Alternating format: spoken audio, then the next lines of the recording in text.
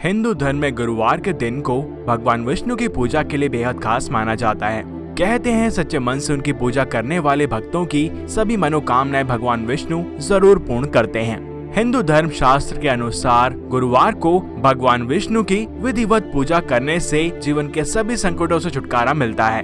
और एक बेहद प्रचलित कथा है भगवान विष्णु और जलंधर के युद्ध के बारे में। सभी पौराणिक कथाओं में इसका अलग अलग वर्णन मिलता है, लेकिन एक कथा जिसे सब मानते हैं उसके अनुसार जलंधर महादेव का पुत्र था, जो तब उत्पन्न हुआ था जब शिव जी ने अपना तीसरा नेत्र इंद्रदेव का घमंड तोड़ने के लिए खोल दिया था।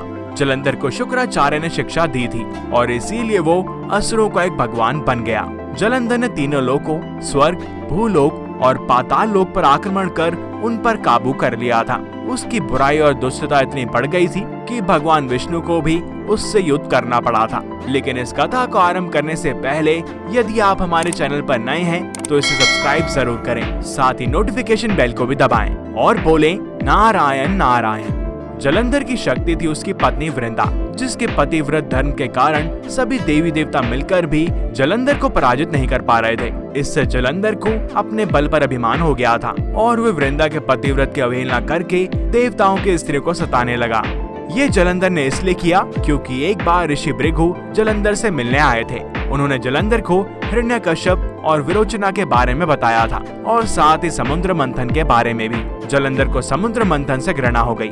उसको यह आभास हुआ कि देवताओं ने छल और कपट से उसके पिता वरुण के सभी खजाने को हथिया लिया और इसीलिए पहले जलंधर ने इंद्र को ये बोला कि उसके पिता वरुण के सभी खजाने लौटा दे, परंतु इंद्र के मना कर देने पर देवताओं और असुरों में एक घमासान युद्ध आरंभ हो गया।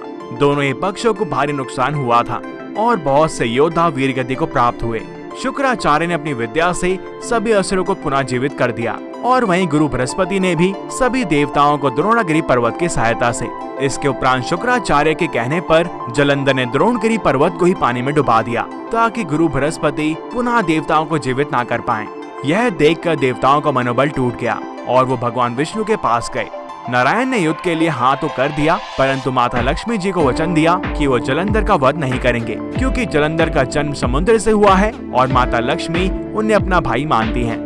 एक घमासान युद्ध हुआ जिसमें नारायण और जलंधर ने एक दूसरे पर प्रहार किए और भगवान विष्णु अपने दिव्य तलवार नंदक से जलंधर का शीश अलग करने ही वाले थे कि उन्हें माता लक्ष्मी ने वचन याद दिला दिया।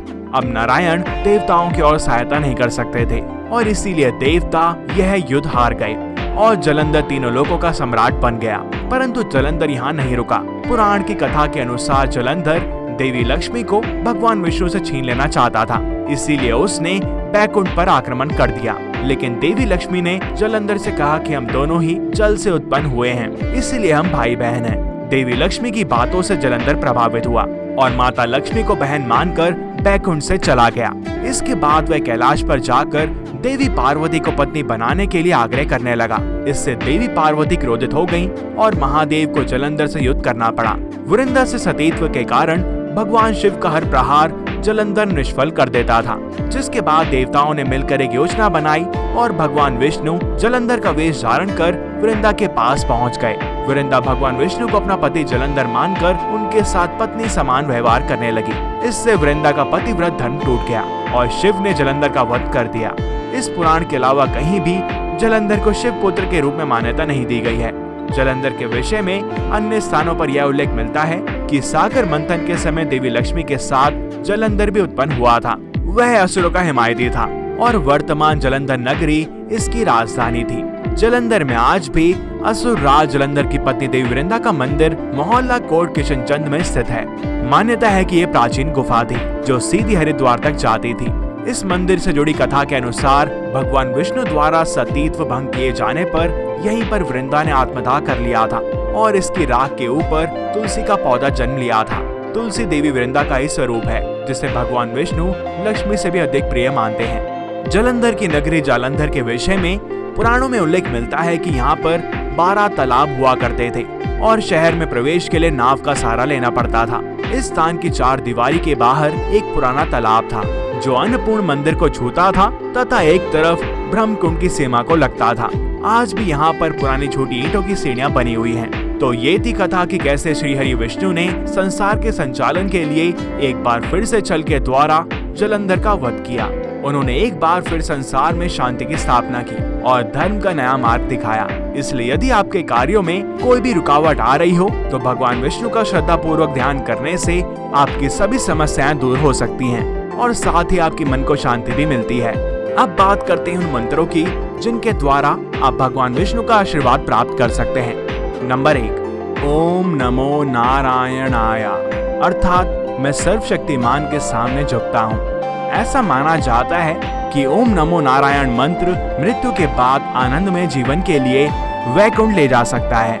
नंबर 2, ओम नमो भगवते वासुदेवाय, अर्थात सभी के हृदयों में निवास करने वाले प्रभु को प्रणाम। यह मंत्र करुणा को विकसित करने में मदद करता है क्योंकि यह हर प्राणी में ईश्वरीय अस्तित्व की याद दिलाता है। नंबर 3, त्वमेव माता च पिता त्वमेव बंधु च सखा त्वमेव विद्या द्रविणम त्वमेव सर्वम मम देव देव। जब कोई समस्या हो या मार्गदर्शन की आवश्यकता हो तो इस मंत्र का जाप करना लाभदायक होता है।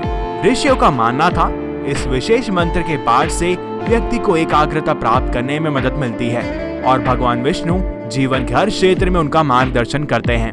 नंबर 4, शांताकारं भुजगशयनं पद्मनाभं सुरेशं विश्वधारं गगन सदृशं मेघवर्णं शुभांगं लक्ष्मीकांतं कमलनयनं योगिभिर्ध्यान गम्यं वंदे विष्णुं भवभयहरं सर्वे लोके नाथम। अर्थात मैं भगवान विष्णु को नमन करता हूँ जो ब्रह्मांड की रक्षा और रक्षा करते हैं, जो शांत हैं, जो दिव्य सर्प पर स्थित हैं, जिनकी नाभि से सृष्टि की शक्ति के साथ कमल उत्पन्न होता है, जो सर्वोच्च व्यक्ति हैं, जो पूरे ब्रह्मांड को धारण करते हैं, जो सभी हैं, आकाश के रूप में व्याप्त, जो बादलों के समान अंधकारमय और भव्य रूप हैं, लक्ष्मी के स्वामी, कमल नेत्र वाले, जिन्हें योगियों द्वारा ध्यान के माध्यम से माना जाता है। मैं आपको नमस्कार करता हूँ भगवान विष्णु, जो सांसारिक अस्तित्व के भय को दूर करते हैं और जो सभी संसारों के स्वामी हैं।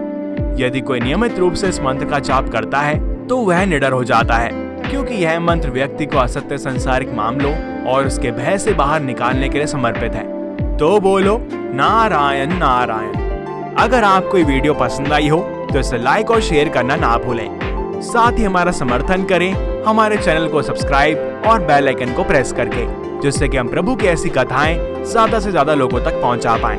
मिलते हैं आपसे अगली वीडियो में और भी अद्भुत कथाओं के साथ। तब तक के लिए हरिओम।